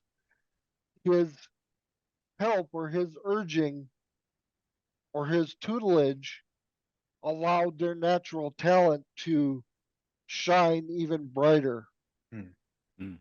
And I think that's one of the main hallmarks of Prince's legacy, is his ability to tap into people's natural talents and help them magnify them, you know, 5 or 10 fold. You know, it's just remarkable to me. To have that confidence and to have that, I mean, sometimes I listen to a rehearsal for the Nude tour, and there was a part when there was a computer drum and it didn't go in, and he said he said to the drummer, "You've got a plan B. You've got a plan B. If this happens at the concert, you've got a plan B. What's your plan B? And you've got to be prepared for every eventuality. You've got to be prepared for him to say on the one. You've got to be prepared for him to say, give me 14. You've got to be prepared to pick up the beat whenever he needs you to pick up the beat. I mean, even the Glam Slam gig, he was like, you know, Michael B. And it's just like, you just have to be on it and you have to pay attention and be aware. You can't just say, Prince's band was not one where you sit down and go, I'm playing this. It doesn't matter what else is going to happen. I'm just going to carry on playing my little bit. You have to be aware of, if he nods to you or if he puts his hand up 4 times or whatever, you have to be there. Or whatever. I mean, he talks about, you know, with the horns, he's sort of like, you know, horns swell. And it's kind of like, it just, he's directing the band. It's just incredible. I love on that rehearsal, that new tour rehearsal, that they even have to pick a city what they're pretending to play in at the start, and they're going through all these places. What's the one where he goes, we ain't never going there? So they're not even going to see the fumes of this tour. He says, is it Detroit? Is it? I don't know. I think so. I can't remember. Pittsburgh. I can't remember what it is. It's just it's incredible, the discipline as well in terms of, but also that whenever you listen to a rehearsal, you see how much they do also have the sense of humor. They play about, they play little, there's a bit where the Revolution is sort of playing madness songs and you sort of have a laugh and you make jokes. So, I mean, he was humorous, but then if you miss the beat, it's like, well, you know, you're in trouble now. You're gonna get fined $500 or something. Yeah. Which is probably how much you were getting a week, I reckon. Yeah. And to your point about directing the band and, you know, being in the moment and directing the band while he's playing as well. And it's just, you know, it's multitasking at its finest. But the Eric Leeds podcast that I had a pleasure to participate in, it's being edited now and it'll come out at some point in the future. I'll be sure and let you guys know. Definitely, yeah. When it's out. But one of the stories that he told was working on the News album. Eric Leeds was in the studio and they're playing and Prince is playing the guitar at the console, monitoring the console, playing the guitar, and also giving instructions as they're playing, the album, giving instructions in real time. Okay, now we're gonna come up in a certain number of bars. I want you to try this or do this or put a lick here, or okay, now do this. And he did that in real time. So when you're listening to news, Wow. just know in the back of your mind that Prince is dictating what the musicians play in real time.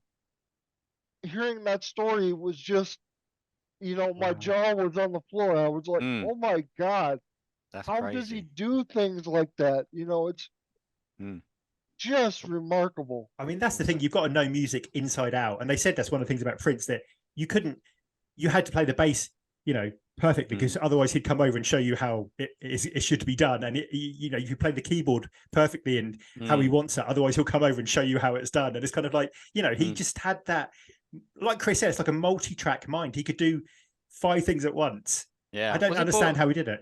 Was it Bobby Z who said like when he saw him once do like a run on the guitar and the keyboard and singing all at the same time or something? It's Yeah, just yeah, unbelievable. How it's just incredible. I mean, I and know you it's, you I know try it's, but you try and sing and play guitar at the same time or do something. It's like trying to it's rub and pat your head, do that. it's The incredible. coordination and what you need to do that, and I mean, it's incredible. I mean, I know you have an element of almost God-given genius that you have. You have an element of the fact he was an incredibly hard worker and worked incredibly hard. And you have this kind of I think the thing about Prince that often doesn't get appreciated is just how intelligent he was. He was just so intelligent to deal with so many things and to deal with those aspects. And to be honest, just running the empire, let alone actually just the all these songs he came up with, all these, bearing in mind he was rehearsing, working 20-odd hours a day. How he got time to find all the inspiration, I don't even know. But it's just sometimes when I saw that Glam Slam thing, I didn't think I could be surprised anymore. I thought I'd be great, but I was knocked off my feet. Yeah. Truly, I'm still in a bit shocked.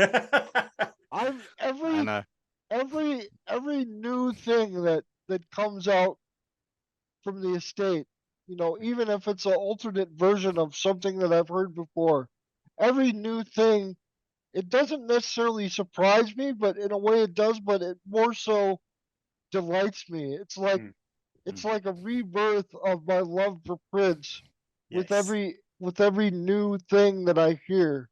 And it's such a gift because it's it's the best we could get, now that Prince is no longer here with us, but it's such a gift that they're providing with us. It's like I said on Facebook, a couple days ago I got fed up with the negativity, and because I was on Prince.org and everybody was all doom and gloom and just absolute darkness over there about this release. And I was like, Prince fans, when it comes down to it, we aren't entitled to a damn thing.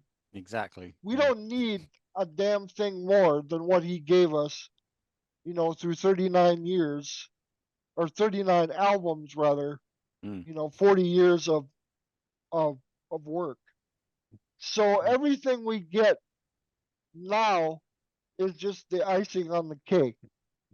And I don't think people realize that. I think people, I'm not going to say all people, because obviously it's not all people, but there are people out there that are so entitled that it's sickening. It's like they believe to their core that they're owed all of this, Yeah. And the thing is, it would never be enough, because however much is released, people will say, I want more and more. And I sat there watching that video and I thought, at 14, when I got into Prince, I thought, you made the right decision. You made the right decision because he's just repaid at 1,000. Whatever I've spent on Prince is nothing compared to the pleasure. If you worked out how much per hour of pleasure I've spent, it's probably not even a penny. It's nothing.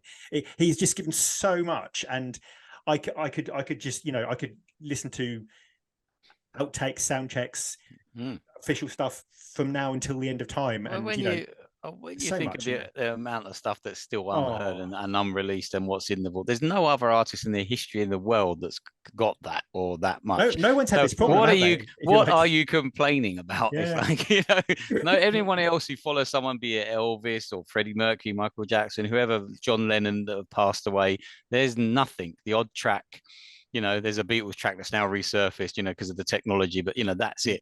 We've It's a got good this, point, because Queen have, you I know, think, only had, but I think they got maybe enough for Yeah. one album, possibly, Yeah. but not even that. Yeah, sorry. and we got this vault full of stuff. So, you should be overjoyed that you're going to hear stuff and probably never hear it all. We probably won't live long enough to hear it all, So it's like, Exactly. And most people, when they say a vault, most people, they don't mean a vault, but in Prince's case, it was a vault. literally Yes. it was a vault. I mean, Yeah. an actual, well, more than one. It's just like, Yeah. It's when like, people say vault, they sort of, you think they got like 2 or 3 CDs. Prince is like, it's rooms. it's ridiculous. It's like, count your blessings and be thankful, Yeah, and I thought it was really special and really exciting, the little tag that they had at the beginning of the Blu-ray Mm. where it said "from the vault" and it had that little sound effect, Yeah. and I'm like, Yeah. that's a little teaser of things to come. I thought it was really cool that they added that touch. Yeah, and a little picture of all the reels of the film as well. Oh, I love that too. Yeah. Yeah. Even Great, seeing Prince behind the scenes walking down the corridors and stuff was just great to see. Just little clips you've never seen before. I mean, you think, I mean, I've been a fan since I was 14. It's since 1989. I'm still seeing new things, hearing new things all the years later. Yep. If I'd have said to me at 14, in 40 years time, 34 years or whatever time, you'd still be hearing, you'd still be hearing new things. You'd be seeing new things. There's no way I would have believed that. No, it's remarkable. No. Yeah. Yeah. I've got to say, I know people are always going to want their favorite project. I understand, various things, but like you say, to appreciate these things, because we could have got into a situation where they could have said we're not releasing anything from the vault.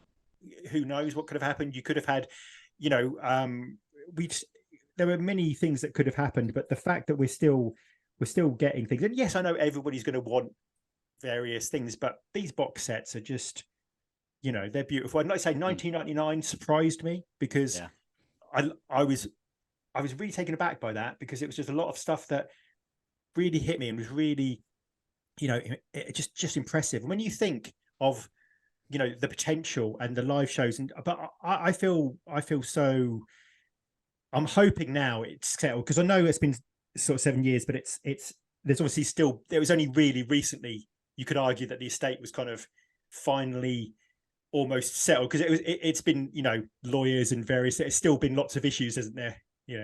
Right. So I mean, it's, to have that actually get to the point where now perhaps we can just really just, go for these things, and we, we'll still get surprises, we'll still get record store days, won't we? And we'll still get, hopefully some some extra bits, and I'm sure hopefully if they're planning, like say, a big year next year as well, so that'll be very good. Very good. Because I love those little one-off things that they do, like the 1979 version of "Do Me Baby." Oh, They just drop that randomly. I wish they would do that, once like a month. It's like give me an "I Feel For You," or give me a kind of "Do Me Baby," or give me just like saying, I think that's an important point, because obviously box sets are expensive and not everything has to be a big super deluxe. Some things can be one-off tracks, or some things could be like a one-off performance or a little live piece. You don't have to have a massive thing for everything, and sometimes those little things can keep it going. Yeah, why not, find an unreleased song, whatever, and put it out as a single, permission, get it on the radio, try that. But that's the thing, because some tracks don't neatly fit in. I mean, I know every track is recorded at a certain time, but not every track fits in neatly to a project. So in a sense, maybe that's it's crazy. I was listening the other day to it's quite random, Superhero with the MPG, and I was been listening to a lot of associated artists recently, like at the time when Prince worked with them, and you realize he created such an incredible scene, and his influence is ridiculous, and some of those people still get sort of not the proper recognition, like, you know, say Jill Jones or various other artists. And I think the weird thing is, after 40 years of Prince, the potential is still huge. He left this, like they say, they said, well, I mean, there was an interview, or there was something in that, was it Dwayne Trudell said there's, you know, possibly enough for 50 to 60 box sets, which I can't even get my head around. They start working 2 jobs. my friend Dreamy Pop Royalty, who guests on this podcast from time to time, she did a whole blog post on it, and it was basically expressing her anxiety over the, you know, the monetary commitment and the hours of investment that it would take for, you know, 50 to 60 box sets. You know, she's like, there's no way I'm going to be able to afford to buy 50 or 60 box sets. And I'm like, well, her main point was that you've got to be able to pick and choose, you know, what you can get and what you can do within your means. But I mean, but I think that's a good thing that I think this state, I think it's a good thing they're doing with the streaming, you know, because like I say, not everyone can afford, you know, 100, I mean, whatever. I mean, here it's like about 150, 130, round about there, whereas not everybody can afford that. So the streaming is good, because then if you can't afford the box set, you can at least listen to the Vault tracks on Spotify or something, or you can listen to them on, you know, and I think that's important to get it out there, because not people listen to music that way, but also if you can't afford it, at least you can still listen to that music. Be and I part think of the that's experience. I mean, some people said perhaps they should have done the DVD or the Blu-ray. I'm showing my age, but the Blu-ray as a kind of standalone. And I think they didn't do that because they wanted people obviously to buy the box set. But I'm wondering in a few months, maybe if they could do it as just a standalone, you know, you can just buy that if you want to, because then it's not going to affect, you know, the deluxe sales as such. But I think making it streaming is good, because, you know, you want everybody to, I was going to say also, I've read a lot of the posts of Dreamy Pop Lover, and I love her writing. Just absolutely brilliant. Really, really, just she's just incredible. It really is. Yeah, she's been a friend of mine for 16 years now. We actually met on Prince.org, and really, wow. and we've been online friends for 16 years. Wow. Haven't met in person yet, but I've been trying for years to make it happen. But well, we'll see. Fingers crossed. I know she wants to come to Minneapolis and go to Paisley Park and see the Purple Rain filming sites in Henderson, which is a small suburb, and you know, and First Avenue and all that. She wants to do a whole grand tour of Minneapolis and surrounding environs. But wow, I can't imagine 16 years. I mean, I've known Ants for less than half of that, and we still got on each other's nerves, obviously.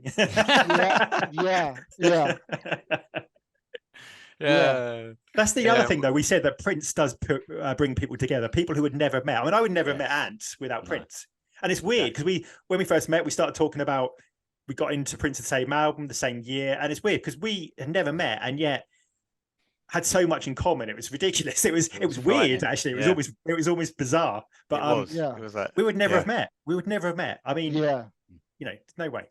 No. Yeah, and my circle of friends has expanded so much. I mean, I have you guys who I consider my friends from the UK.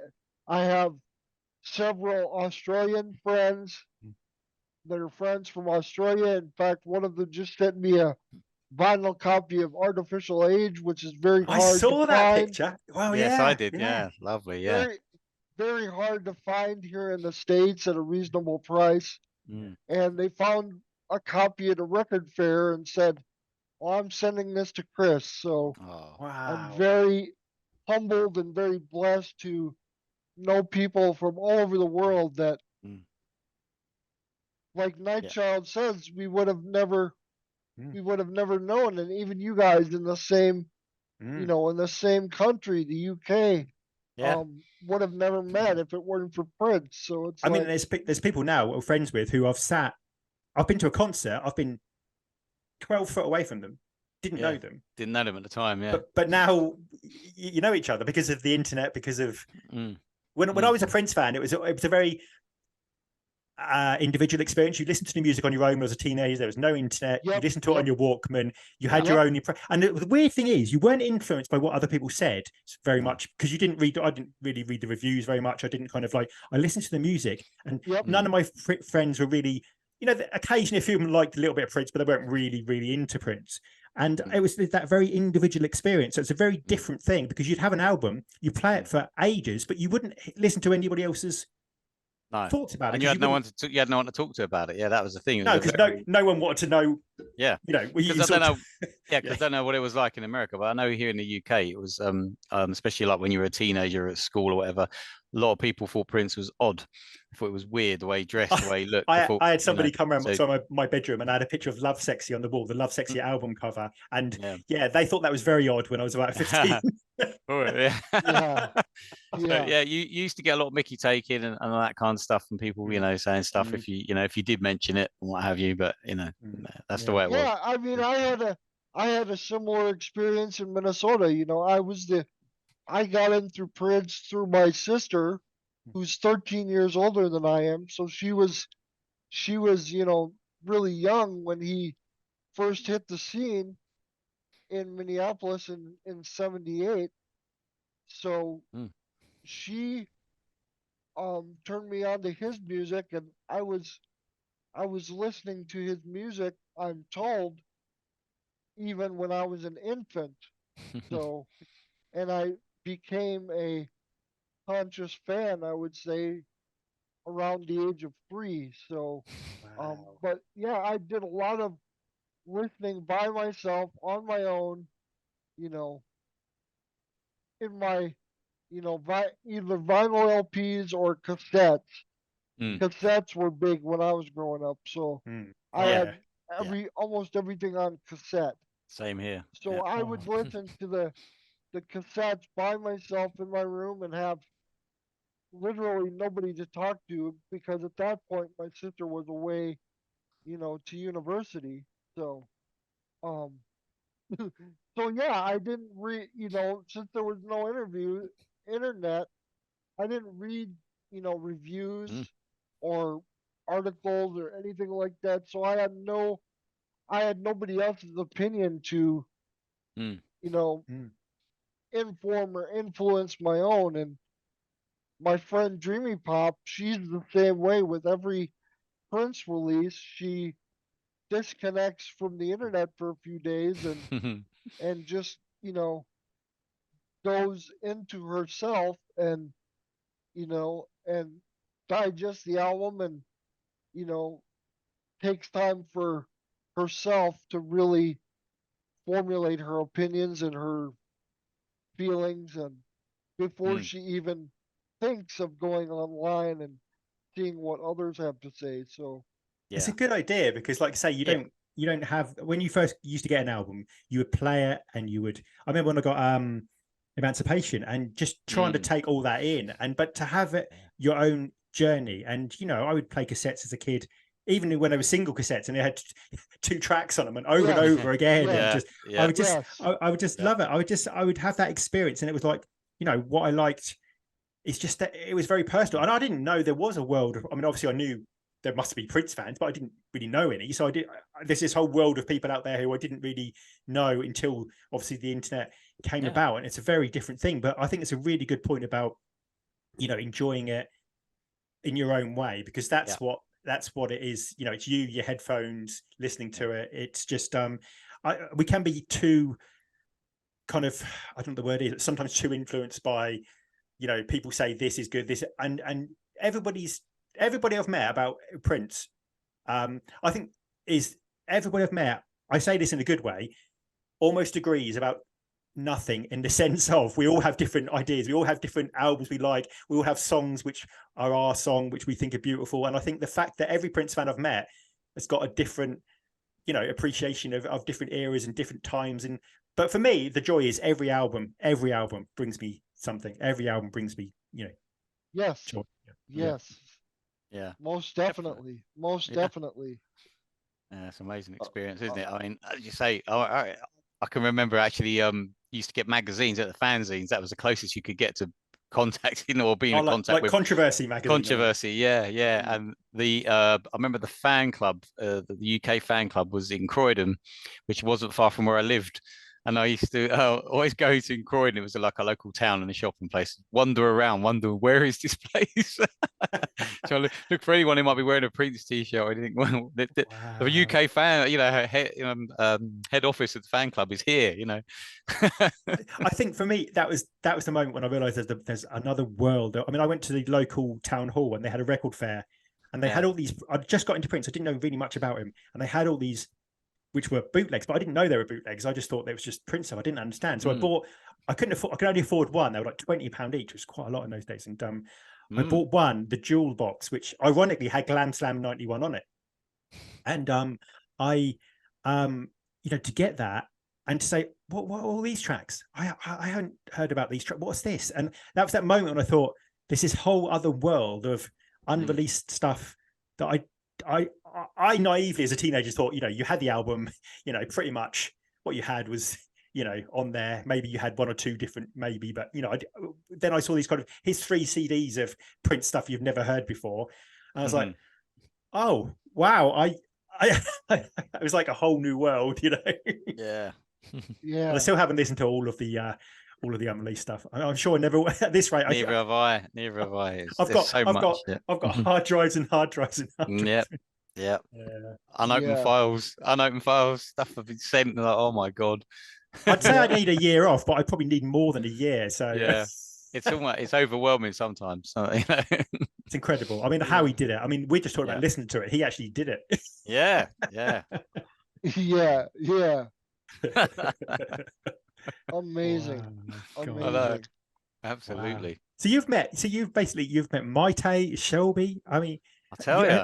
We're rubbing shoulders. I tell you. I've done podcasts with Susan Rogers. Wow. Jill Jones. Oh, great. Who else have I done? I'm trying to think of associated artists. I think the woman that you were referring to earlier about the the executive that he was on the phone with about to get off. Yeah. I think that was Mary Lou Bedeau. Yes, it was. Yes, that's her. And I've had her on my podcast as well. Yes. Wow. So, yeah. Fantastic. Wow. So I love that because these are stories which wouldn't get told otherwise, which is an important part of, and like I say, Mary Lou Bedeau. Wow. Fantastic. I'd be so nervous. Do you not get nervous? I'd be so nervous talking to it's like talking to Maite or Susan Rogers. I think, I mean, wow. I'd be like, yeah, I was very nervous to talk to Maite, actually. Very nervous. It helped that we didn't have video though, because if we would have had video on top of the audio, I would have probably passed out or stuttered the whole time, but it's just surreal because like I've been telling friends, when I grew up, I used to rely on my imagination a lot because of my mobility issues with my cerebral palsy. I can't get around and do, the usual things like play sports and all that. So I would rely on my imagination a lot. So, a big part of my imagination was envisioning myself as the host of a radio show or like a radio DJ, introducing songs and interviewing people, or like a talk show host as well. So, to be able to go back in time and tell my 6, 7, 8-year-old self, you're going to have what's called a podcast in the future, and you're going to interview Susan Rogers, and you're going to interview Jill Jones, and you're going to interview Maite. I mean, my head would have exploded. Yeah, man, that's amazing. I mean, it's incredible. Yeah. So it's like I look back and my younger self would be beaming with pride over what I've done and what I've what I'm doing. So it's So, just, and rightly it's, so. Yeah. yeah, it's a blessing. It really Mm, is. It's yeah. a blessing to be able to do this, and to be able to do this with people like you who share my passion and my Mm, enthusiasm is very, very, very, very much a blessing. So mm. I'm very, my gratitude is overflowing. Oh, And that's it, beautiful. I think you're right about that being surreal. I think that's such a good way of putting it. It just Yeah. it's hard to even. I mean, I grew up. My tay, if you like, when I was a kid, was Inga Chavez. I just adored Inga Chavez and from Graffiti Bridge on. And when I met her, I think I was just like.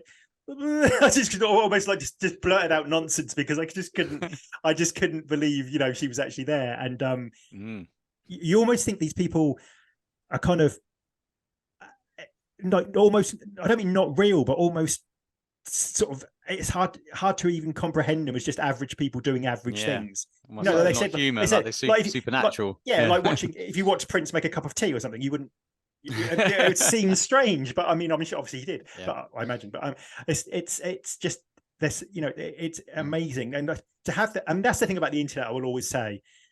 And I think Chris made that really good point about, for example, Australia. I would never have listened to, when I first got on the internet, pretty much the first thing I kind of found was the Peach and Black podcast. I wouldn't have listened to the Peach and Black podcast without the internet. There's no way it could have happened. And I mean, you think there's guys making a podcast in Australia who are talking to people making a podcast in the UK or a podcast in America. And that would never happen. So No. it's amazing, really. I mean, when I Yeah. was a kid, this technology was, well, it was it was light years. Basic. We were Yeah. impressed with anything that of that could just, even a computer screen, we were like impressed. But to imagine the state we have, and that's good for the Prince community, because I think we there's, I mean, I know there's ups and downs and various things, but there's still a lot of knowledge, and you see some of the Facebook groups and they have 50,000-60,000 members, and it is remarkable. And to share this with, because you also, I felt, I'm not alone. I'm not the only one who likes Prince. Everybody else is sort of, there are other people who kind of like go into it in kind of, we say like, nerdish detail in a good way. Like, we like to be Prince nerds, in a sense. We just like to kind of really, go into the detail. And it's great to know there's people out there. And then, yeah, because that just reminds me, the first time we did meet, we met in a pub, and literally, what were the odds? Yeah, what were the odds? We met in a pub. We met up in a pub, and it was instant Prince nerdom, and we were coming out with things, and he was going, "Oh my god, yeah, that only someone else is going to understand what I'm talking about," and I'm going on about this in this video, and when he did that, and and it was incredible. I think anybody passing by would think, "What are those two guys? What are they talking about?" Yeah, and it's like you had all this pent up stuff that hadn't been able to speak about anyone for years and years, and to be able to finally go, "Oh yeah, what about this? What about this? What about that?" And to them know what I'm talking about. When you sort of go there and you're like, and you mention a line from, I don't know, the Sexy MF video, or you mentioned it was like someone had been there the whole time when I was watching all the Prince videos on my own, but I didn't know. It's great, so good, so and good. I think there's that great thing about Prince community. Yeah, absolutely. Well, about a year ago, I had put out the signal, or put out feelers, if you will, to get Ingrid Chavez on the Purple Knights podcast, and she did contact me about a year ago, but she's never gotten back to me. So maybe I should reach back out and see if I can get her on, because I have a YouTube thumbnail screen already made up for her appearance on the podcast. So hopefully we can make it happen. Yeah, definitely. And if we do, I'll have her make an audio clip for Nightchild and say, you can thank her for also, if you do get her on, you can thank her for getting me and Jay moved to the front at a gig she did in London, because she did this very intimate gig at a Pizza Express or something, wasn't it? Or I can't know, but we'd booked tickets separately, so there's no word known we were coming together, and we met in London, we went for a drink, and we went and we queue up, and then they said, "No, you two are sitting over there," and they put us together, and it was right at the front, wasn't it? I was like, wow. wow. She must have seen your name on the list, mate. Oh, Well, yeah, they were really good. Her manager as well. Yeah. You know, he's an amazing guy, and her last album was beautiful. I got it in clear vinyl, and it's just a beautiful album. She's the way she presents it. She really puts a lot of art into to the presentation of it, and it's just phenomenal. And that was, like I say, a really close, you know, intimate gig. And she was, I mean, she was like there looking right in your eyes, wasn't she? Yes. And it was quite, right in your eyes. it She was like, quite sort of, I had a bit of a moment, yeah. yeah. She's literally 4 or 5 feet Wow. away from you. Yeah. Yeah, I mean, wow. Yeah. all I kept thinking of Graffiti Bridge in my mind. I was just, Yes. in my brain was going, that's Aura. Yeah, yeah. I was just waiting for Morris Day to walk in at any moment. And I sweep her know. off. Yeah. Yeah. He's posing by the posh. Yes. Oh wow. No, I mean that'd be brilliant. I mean, Ingrid Chavez would be a, you know. Yeah, that'd be great, brilliant. Yeah. Yeah, Yeah. yeah. God, yeah. The closest I've got is about a year ago. Actually, I was emailing Dave Rusin, because you were talking to him, weren't you, Jay? But you did a series about the cloud guitar, and I mentioned it to him about being on the channel and coming on, and he was said, "Yeah, I'd definitely love to do that." So, but I've never Yeah. followed it up yet. But he was receptive, so I thought that could be quite cool. Yeah. You People ask me all the time, you know, how do I get these amazing guests to agree to be on the show? And you know, there's really not much to it. I just ask politely, and I make sure to tell them that I want the main focus to be on them and not so much on Prince, because Yeah. I know that they've heard for years and years, all they've heard is questions about Prince. So I want to, Yeah. you know, I make it a point to let them know that when I have them on, I want to, you know, I want the focus to be on them.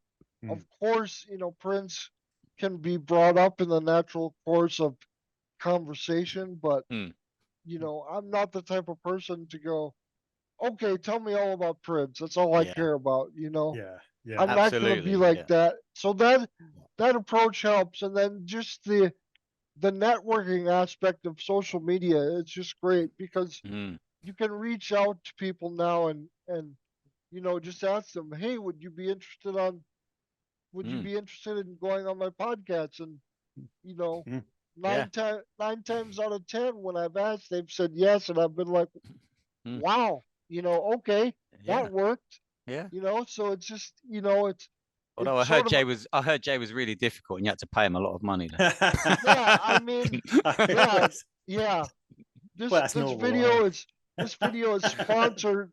This video is sponsored by Night Child Reviews. Yeah. Night Child Reviews, everybody, go to the channel.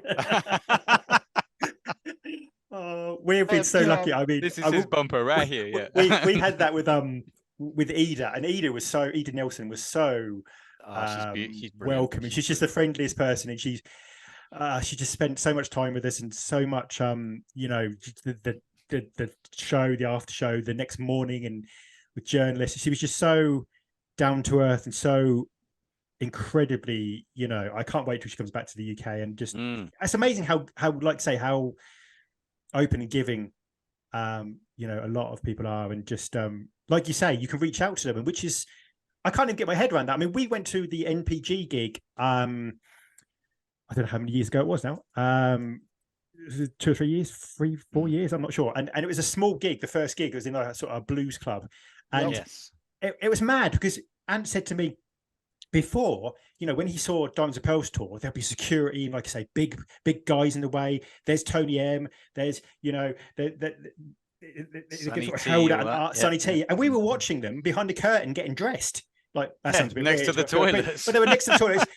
They were just putting their shirts on, getting dressed in a small little club, and they were there. And it's like, it's insane to see them. And they came out, they talked to us, they sort of, you know, had photos, chatted, and it was just incredible. I mean, and that was, I mean, it was weird because it's the hottest night in the world, and it was an amazing performance. But they were so, it's like they've gone from that being almost untouchable, like when you're in that zone, in that world, to them being on the same level as you, just all together. You know, that's what it kind of felt like. They were like just so friendly, weren't they? Oh, they were very so friendly. Yeah, Mr. Hayes is brilliant. He's so friendly and gives his time. Yeah. It sounds to me, but the weird thing for me is seeing them close up. You can see the enormous talent They have. I mean, we saw, I think at the Indigo when we saw Tommy Barbarella, and he was doing these amazing solos and just really blew everybody away. And you see them close up and you realize just how good you had to be in Prince's band. You had to be. He didn't just grab big names who were already made. He also helped shape a lot of people. And you just, you see those musicians and you think they are seriously talented people. Yeah, absolutely. So if you're watching this on YouTube or listening to it on Spotify or Apple Podcasts, and you haven't got the Diamonds and Pearls Super Deluxe set yet, go out and make that order, or listen to it streaming on Spotify or Apple Music, and let us know your thoughts, and we'll let you know where to get a hold of us on social media. I'll start. You can get a hold of me at PK Podcast on X, formerly known as Twitter. And I also have a Facebook page for the Purple Knights podcast. You can get a hold of me through there as well. And Nightchild, where can people find you online? Just Nightchild Reviews. Obviously on YouTube. I'm Nightchild Reviews on Facebook, and Night Ethereal on X, formerly known as Twitter. I can't get used to saying X yet. I keep trying. Looks like some. I'm always gonna call it Twitter. So I think I don't care. X looks like some sort of gentleman's club, doesn't it? Now Yes. Yes. But yeah, we sort of hang about. We always hang about, and we'll probably do a Christmas quiz at some point or something, won't we? At some point. Yeah, I'm sure we will. Yeah. Just sneaking it in to make Mr. Ants do it, you see. Yeah. And Mr. Ants, where can people find you? They can find me on YouTube, Mr. Ants World of Prince, and the same on Twitter. I'm on there, or X if you want to be, or just under my name, Anthony Keneally on Facebook, and Instagram, Mr. Ants World of Prince. You can find me across all the platforms. Yeah. Oh yes, we're on Instagram now, and we're on TikTok too. Although I don't really know how to work TikTok that well because I'm an old man now. So I'm not hip like the kids are, but that's how we feel. Yeah, tell me about it. Yeah, we'll see if I can post a teaser or a clip or something of us on there. But cool. Wish me luck with that. But anyway, absolutely. On behalf of myself, Chris Johnson, and Nightchild and Mr. Ants, thank you for watching on YouTube, listening on Spotify and Apple Podcasts. And until next time, this has been 3 Blokes in a Virtual Pub. And I'm gonna get that on a t-shirt. Yeah, there you go. And we'll see you later, everybody, ladies and gentlemen. Thanks a lot. Take care. Thank you. Until then, purple. Until then, peace and be wild, everybody. Indeed. Absolutely. Yeah, indeed. Thank you so much. Thank you. Brilliant.